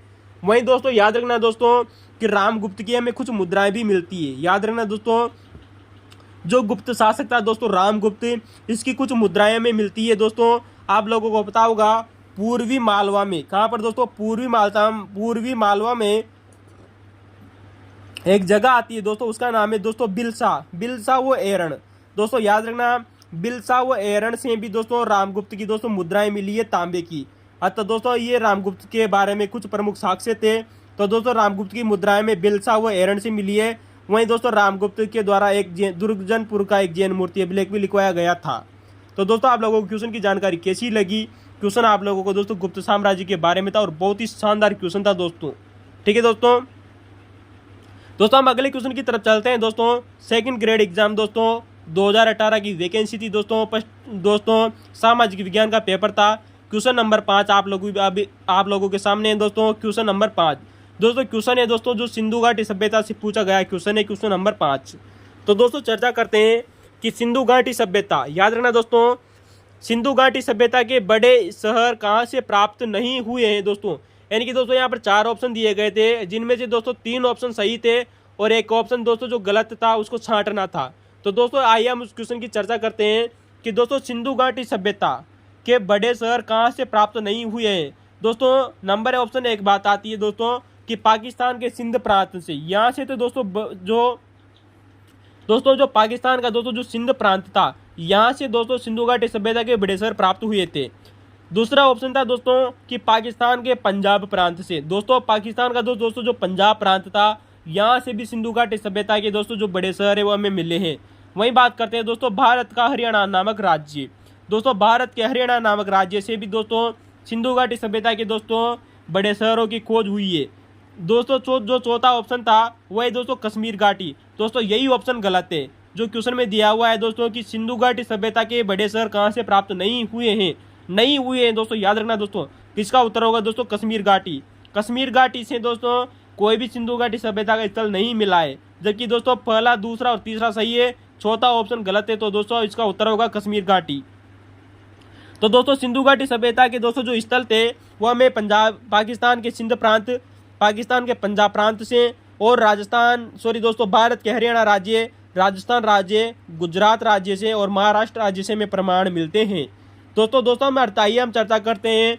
दोस्तों हमने आप लोगों को दोस्तों अगर आपने हमारे पुराने वीडियो देखे हैं तो आप लोगों को पता होगा हम दोस्तों इससे पहले दोस्तों सिंध प्रांत और पंजाब प्रांत की दोस्तों बहुत बार चर्चा कर चुके हैं। आप हमारे पुराने वीडियो देखना न भूलें। हम करीबन दोस्तों 15 पेपरों का सोल्यूशन इससे पहले करा चुके हैं। तो दोस्तों आइए हम दोस्तों चर्चा करते हैं आज भारत के हरियाणा राज्य की। दोस्तों भारत के हरियाणा राज्य से संबंधित दोस्तों अभी तक जो एग्जामों में क्वेश्चन पूछे गए हैं सिंधु घाटी सभ्यता से, क्वेश्चन आता है कि हरियाणा नामक राज्य से दोस्तों सिंधु घाटी सभ्यता के कौन कौन से स्थल मिले हैं। दोस्तों नंबर 1 आता है दोस्तों राखी गढ़ी, दोस्तों राखी गढ़ी और बनावली, याद रखना दोस्तों राखी गढ़ी, बनावली और सिसवाल, याद रखना दोस्तों सिसवाल और चौथा है दोस्तों करनाल, क्या नाम से दोस्तों, कुणाल। कुणाल, सिसवाल, बनावली और राखी गढ़ी दोस्तों ये हरियाणा से मिले। इसके अलावा दोस्तों हरियाणा नामक राज्य से सिंधु घाटी सभ्यता के और भी स्थल मिले हैं दोस्तों। वो कौन कौन से थे आइए हम चर्चा करते हैं। मिताथल, याद रखना दोस्तों, जो मिताथल है ये भी हमें दोस्तों हरियाणा से मिला है। कहाँ से मिला है दोस्तों, हरियाणा से। दोस्तों अगला आता है दोस्तों बालू, बालू नामक दोस्तों स्थल भी हमें दोस्तों हरियाणा से मिला है। और अगला है दोस्तों बिराना, बिराना नामक स्थल भी दोस्तों हमें हरियाणा से मिला है। तो दोस्तों ये कुछ महत्वपूर्ण स्थल थे। फिर देख लीजिएगा दोस्तों, हरियाणा नामक राज्य से हमें सिंधु घाटी सभ्यता के दोस्तों राखी गढ़ी नामक स्थल, बनावली, सिसवाल, कुणाल, मिताथल, बालू और बिराना नामक सभ्यता के स्थल मिले हैं। तो दोस्तों आइए हम चर्चा करते हैं दोस्तों राखी गढ़ी की और बनावली की। दोस्तों यहाँ से दोस्तों सर्वाधिक बार एग्जामों में दोस्तों जो क्वेश्चन पूछे जा रहे हैं दोस्तों बार बार में, कि राखी गढ़ी दोस्तों जो सभ्यता स्थल था दोस्तों ये हमें सरस्वती नदी के किनारे मिलता है। वेरी मोस्ट इंपॉर्टेंट बात आती है दोस्तों कि राखी गढ़ी नामक दोस्तों जो सभ्यता का दोस्तों जो स्थल था वो हमें दोस्तों सरस्वती नदी के किनारे मिलता है। और दोस्तों इसकी खोज सन 1969 में दोस्तों, याद रखना दोस्तों, सूरजभान व रफीक मुगल के द्वारा की गई थी। याद रखना दोस्तों, राखी गढ़ी नामक सभ्यता स्थल की खोज सन 1969 में सूरजभान व रफीक मुगल के द्वारा की गई थी। दोस्तों आप इसको ऐसे भी याद रखना दोस्तों, राखी गढ़ी में भी आगे में र आता है और रफीक मुगल में भी आगे क्या आता है दोस्तों, र आता है। दोस्तों वेरी मोस्ट इंपोर्टेंट है दोस्तों, रफीक मुगल में भी र आता है और राखी गढ़ी में भी र आता है। ठीक है दोस्तों। और दोस्तों इसकी खोज कब हुई थी दोस्तों, 1969 को सरस्वती नदी के किनारे हुई थी। इंपॉर्टेंट बात है दोस्तों। दोस्तों याद रखना, भारत में दोस्तों जो हड़प्पा कालीन दोस्तों ये सबसे बड़ा नगर माना जाता है। कौन सा दोस्तों, राखी गढ़ी। यानी कि दोस्तों क्षेत्रफल के अनुसार दोस्तों सबसे बड़ा स्थल है दोस्तों भारत का राखी गढ़ी। ठीक है दोस्तों, क्योंकि दोस्तों अगर सिंधु घाटी सभ्यता की बात करें तो दोस्तों इसका उत्तर मोहनजोदड़ो हो जाएगा। लेकिन अगर हम बात करें जो दोस्तों वर्तमान में भारत में नहीं है, तो दोस्तों भारत का सबसे बड़ा हड़प्पा कालीन नगर है दोस्तों राखी गढ़ी, क्षेत्रफल के अनुसार। दोस्तों वेरी मोस्ट इंपोर्टेंट क्वेश्चन है दोस्तों कि राखी गढ़ी नामक सभ्यता स्थल से दोस्तों जो मोहरें मिली है सिंधु घाटी सभ्यता की, उन पर लेख नहीं लिखा गया है दोस्तों, यानी कि दोस्तों वो लेख विहीन है। वेरी मोस्ट इंपोर्टेंट है दोस्तों कि दोस्तों सिंधु घाटी सभ्यता के राखी गढ़ी नामक स्थल से प्राप्त मोहरें दोस्तों लेख विहीन है, अर्थात उन मोहरों पर दोस्तों लेख नहीं लिखे गए हैं। ठीक है दोस्तों। वहीं दोस्तों राखी गढ़ी नामक स्थल से मनके बनाने का कार्यशाला भी मिली है दोस्तों। क्या मिली है दोस्तों, मनके बनाने की कार्यशाला भी मिली है। क्या मिली है दोस्तों, मनके बनाने की कार्यशाला भी मिली थी। तो दोस्तों याद रखना दोस्तों, मनके बनाने की कार्यशाला दोस्तों और किन किन जगहों से मिली थी आप हमें कमेंट में जरूर बताइएगा।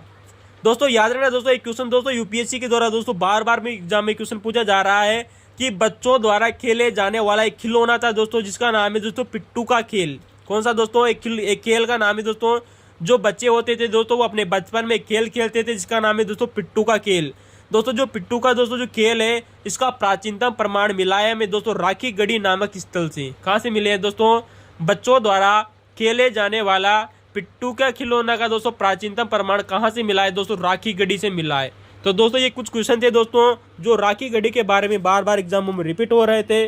वैसे दोस्तों राखी गढ़ी के बारे में दोस्तों बहुत सारे विवरण है, लेकिन कुछ हमने विवरण जो आप लोगों को बताए दोस्तों जो एग्जामों में रिपीट हुए हैं। ठीक है दोस्तों।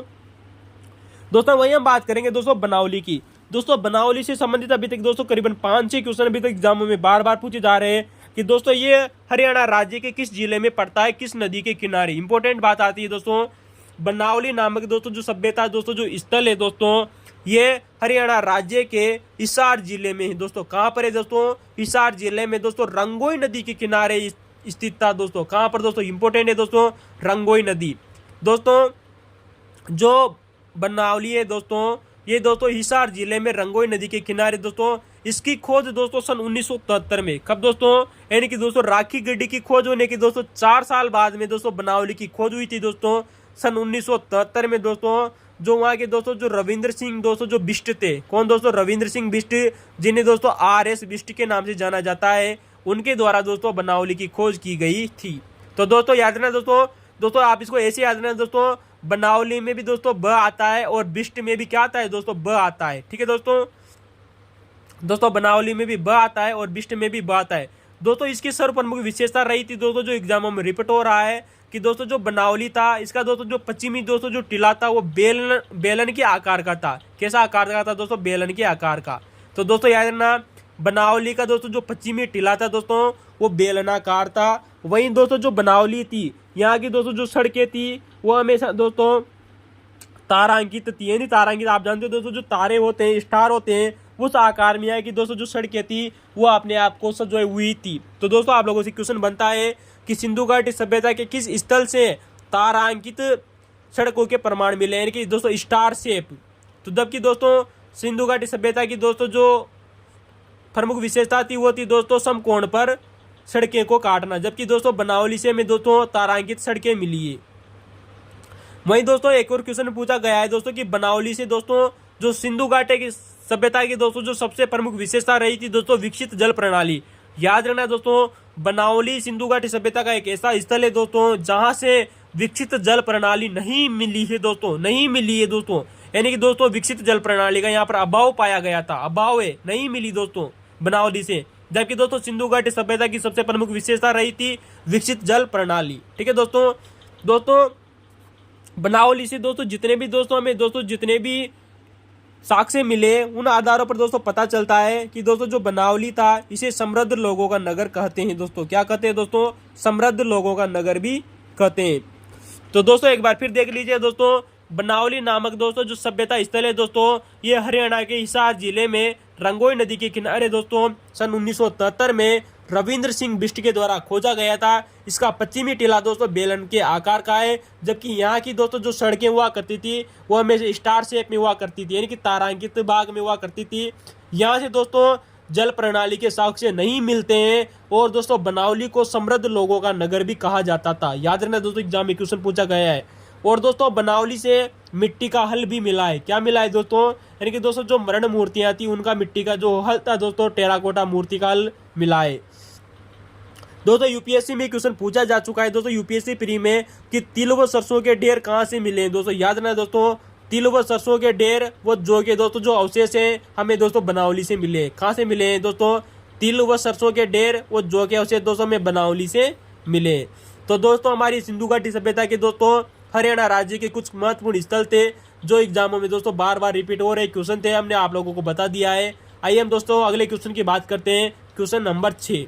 दोस्तों अगर आप दोस्तों आपने हमारा दोस्तों ये दोस्तों जो सेकंड ग्रेड का दोस्तों जो एग्जाम है इसका पार्ट 2 देखना न भूले दोस्तों। इसका पार्ट 2 दोस्तों अपलोड कर दिया जाएगा थोड़ी समय देर बाद में, आप उसको देखना न भूले। ठीक है दोस्तों, तो क्वेश्चन नंबर 6 की चर्चा करते हैं दोस्तों। आप लोगों के सामने बहुत ही शानदार क्वेश्चन है दोस्तों जो मध्यकालीन भारत से लिया गया क्वेश्चन है। किससे दोस्तों? मध्यकालीन भारत में हिस्ट्री का बहुत ही शानदार क्वेश्चन है कि कौन सा सूफी मत का संप्रदाय नहीं है।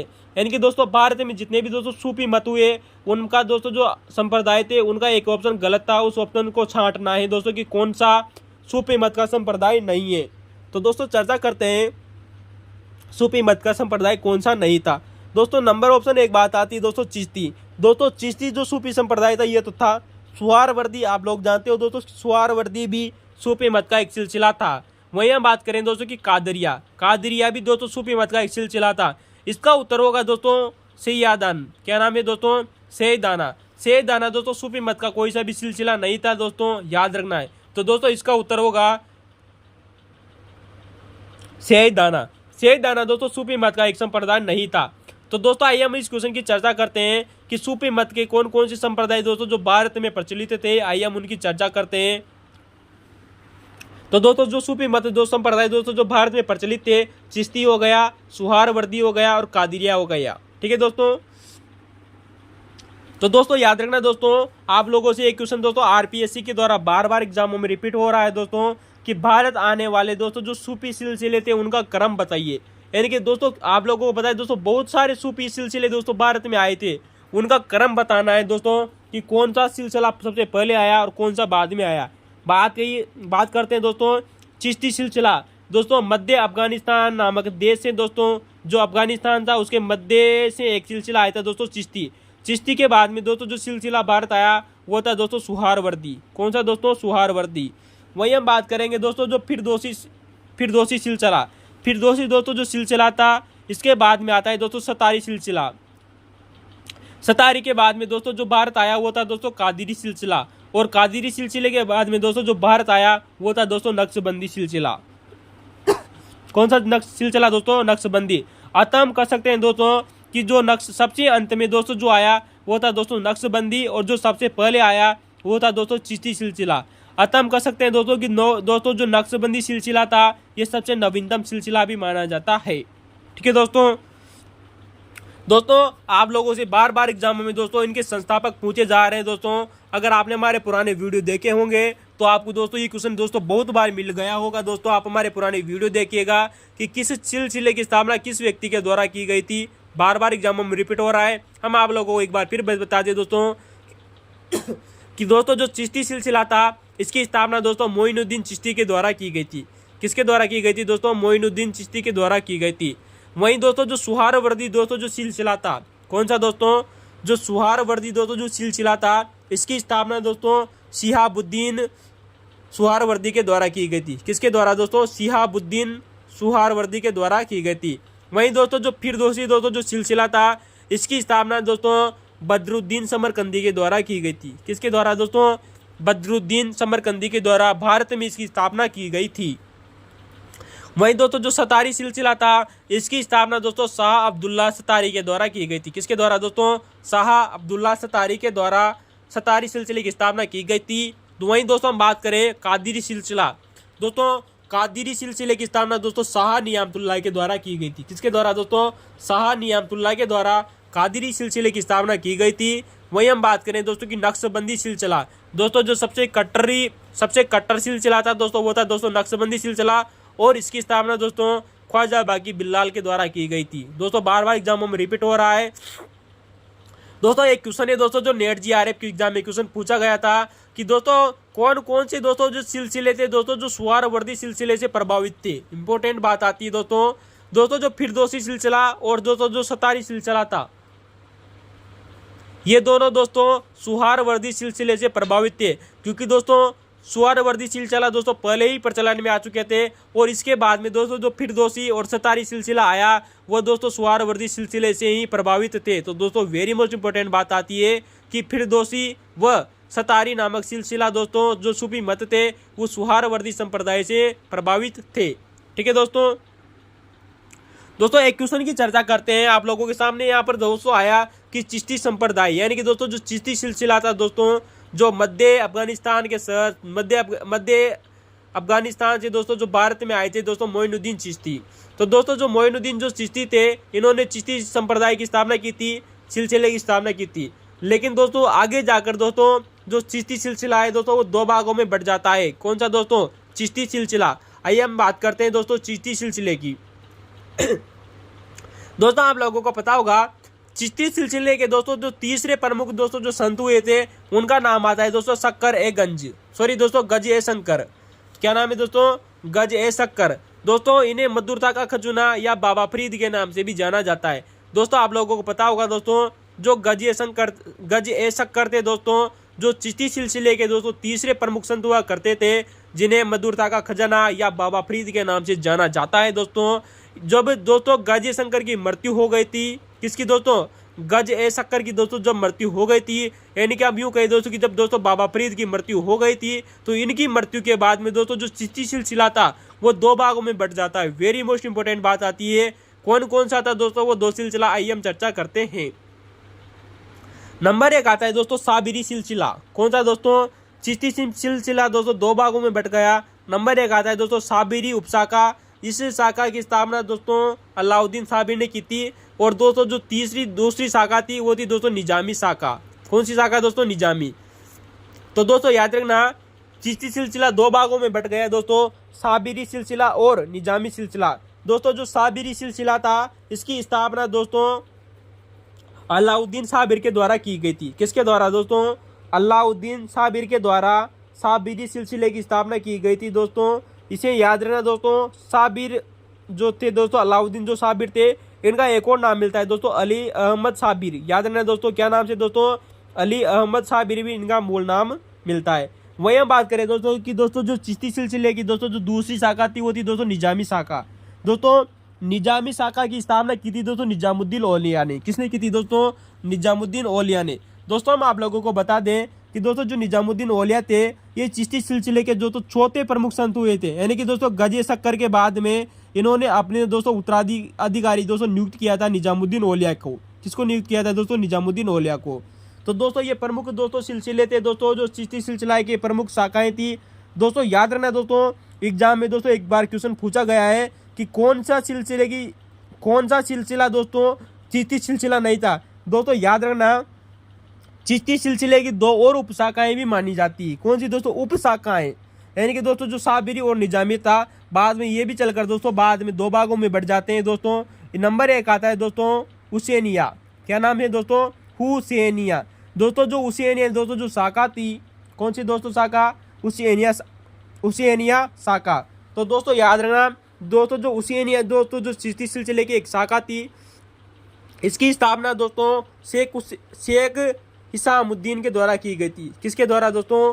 शेख हिसामुद्दीन के द्वारा हुसैनिया शाखा की स्थापना की गई थी। वही हम बात करें दोस्तों कि चिश्ती सिलसिले की दोस्तों जो दूसरी उप संप्रदाय था या दूसरी जो उपशाखा थी, उसका नाम है दोस्तों हमजा शाही। क्या नाम है दोस्तों?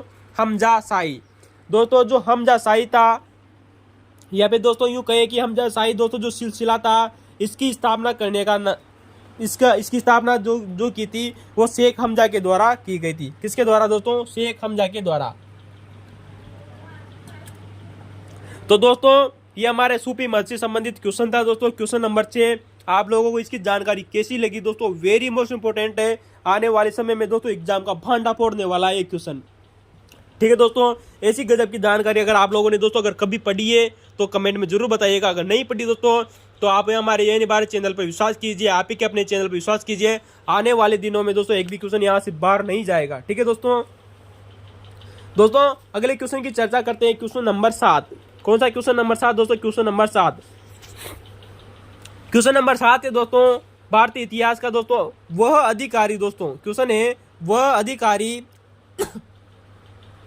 जिसे मुगल काल में वह अधिकारी जिसे मुगल काल में विद्वानों का गुजारा भत्ता यानी कि दोस्तों मदद ए मास प्रदान करने की जिम्मेदारी थी। यानी कि दोस्तों ऐसा कौन सा जो मुगल काल का ऐसा अधिकारी कौन सा था जो विद्वानों को गुजारा भत्ता देता था, यानी कि मदद ए मास प्रदान करता था।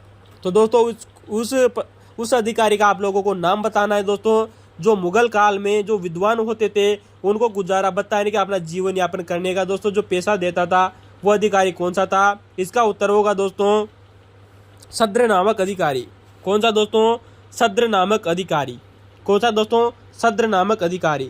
तो दोस्तों ये हमारे 7 क्वेश्चन हो गए। अगले क्वेश्चन की चर्चा करते हैं, लेकिन आप लोगों को हम बता दें दोस्तों कि अगर आपको ये भारत आने वाले सूफी सिलसिलों का क्रम याद नहीं रहता है तो दोस्तों आप इसके लिए दोस्तों एक शब्द का इस्तेमाल कर सकते हैं दोस्तों, चीसू पीस कान।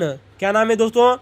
चीसू पीस कान। दोस्तों याद रखना, चीसू पीस कान दोस्तों ये भारत आने वाले सूफी सिलसिलों का आगमन का ट्रिक है दोस्तों, याद रखना दोस्तों, ट्रिक है, याद रखना। दोस्तों आइए हम अगले क्वेश्चन की चर्चा करते हैं। क्वेश्चन नंबर दोस्तों 8। कौन सा दोस्तों?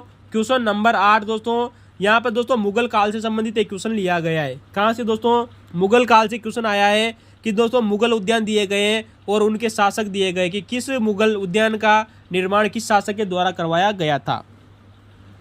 तो दोस्तों आप लोगों को पता होगा आराम बाग दोस्तों वर्तमान में आगरा में है दोस्तों। इसकी स्थापना करने का श्रेय जाता है दोस्तों बाबर को। किसको जाता है दोस्तों? बाबर को।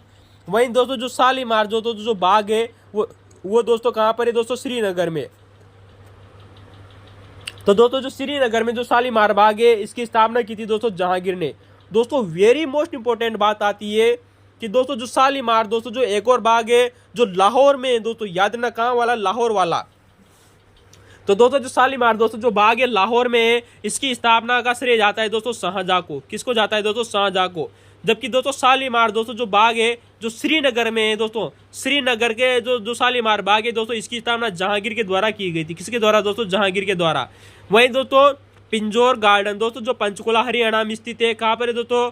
पिंजौर बाग दोस्तों जो पंचकुला हरियाणा में स्थित है दोस्तों, इसकी स्थापना की थी दोस्तों औरंगजेब के द्वारा। किसके द्वारा दोस्तों? औरंगजेब के द्वारा। तो दोस्तों आइए हम चर्चा करते हैं दोस्तों इस क्वेश्चन का दोस्तों भांडा फोड़ने वाले हैं दोस्तों, जो आने वाले समय में दोस्तों यूपीएससी और आरपीएससी को दोस्तों टक्कर देने वाला क्वेश्चन है दोस्तों। एक भी क्वेश्चन यहाँ से बाहर नहीं जाएगा दोस्तों। आप ही के अपने है निबार चैनल पर दोस्तों विश्वास कीजिए और अपने दोस्तों को शेयर करना दोस्तों न भूलें, अगर आपको ऐसी जानकारी कभी किसी के द्वारा पढ़ाई गई हो तो। ठीक है दोस्तों, आइए हम चर्चा करते हैं दोस्तों इस क्वेश्चन के बारे में। दोस्तों आप लोगों को पता होगा दोस्तों, जो बाबर था उसने भारत में मुगल साम्राज्य की स्थापना की थी दोस्तों। प्रथम शासक था दोस्तों बाबर, जिसने भारत में आया और मुगल साम्राज्य की स्थापना की। वहीं दोस्तों याद रखना, भारत में दोस्तों जो बाग लगवाने की दोस्तों जो परंपरा थी वो बाबर के द्वारा ही शुरुआत की गई थी। किसके द्वारा दोस्तों? भारत में बाग लगाने की दोस्तों जो परंपरा थी दोस्तों वो बाबर के द्वारा शुरू की गई थी। वेरी मोस्ट इंपोर्टेंट है दोस्तों, ये क्वेश्चन पूछा जा चुका है आप लोगों से।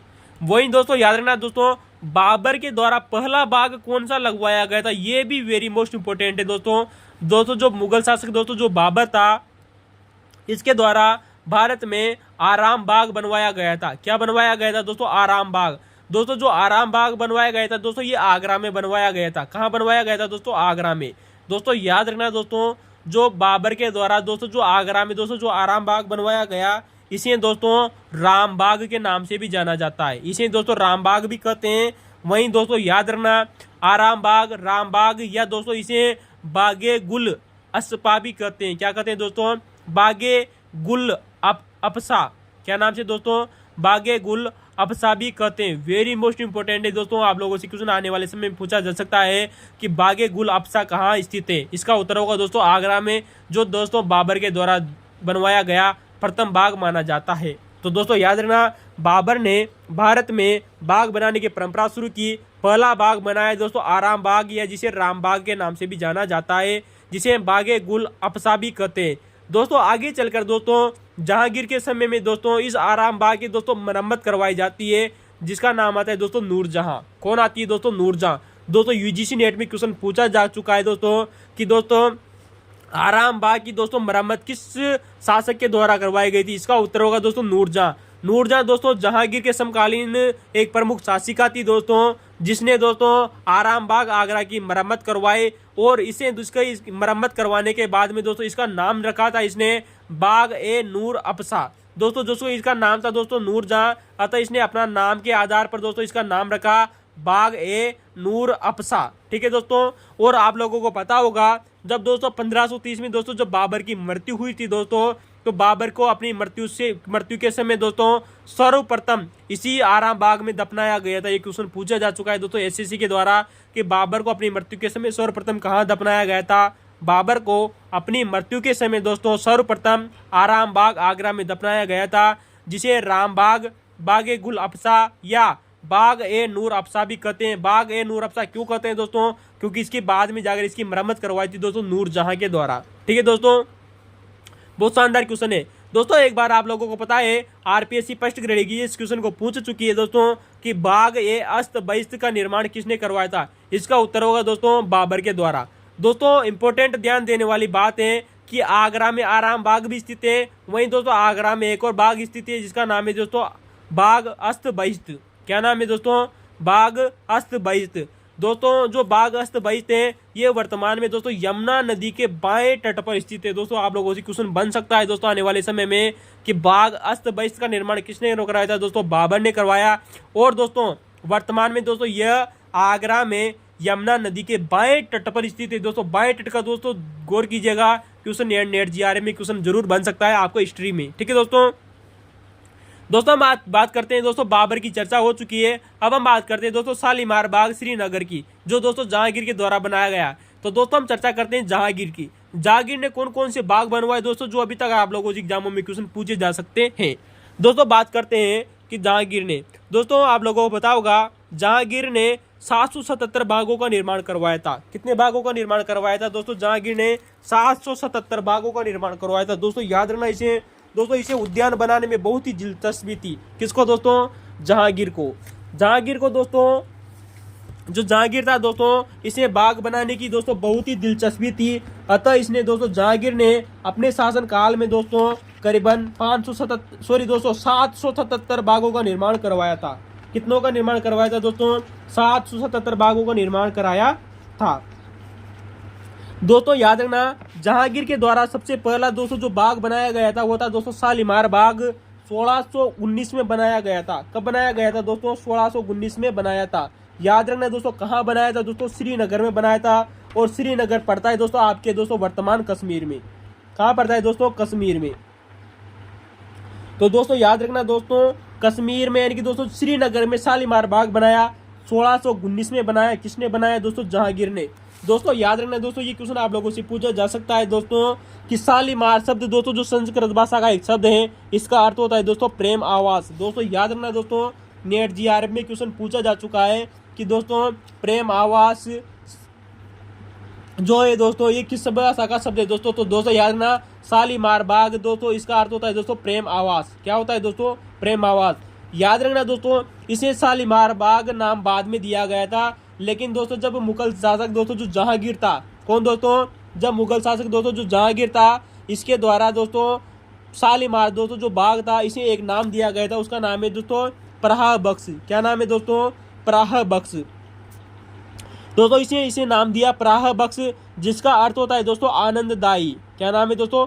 आनंददायी बाग। याद रखना दोस्तों, ये क्वेश्चन आप लोगों से फर्स्ट ग्रेड एग्जाम में क्वेश्चन पूछा जा सकता है कि आनंददायी बाग का निर्माण किसने करवाया था? जहांगीर ने, जिसे दोस्तों प्रहा बख्श या शालीमार बाग भी कहा जाता है।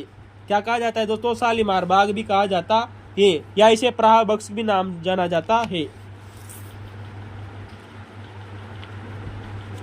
वहीं हम बात करते हैं दोस्तों कि जहांगीर के द्वारा अन्य कौन से बाग बनाए गए थे।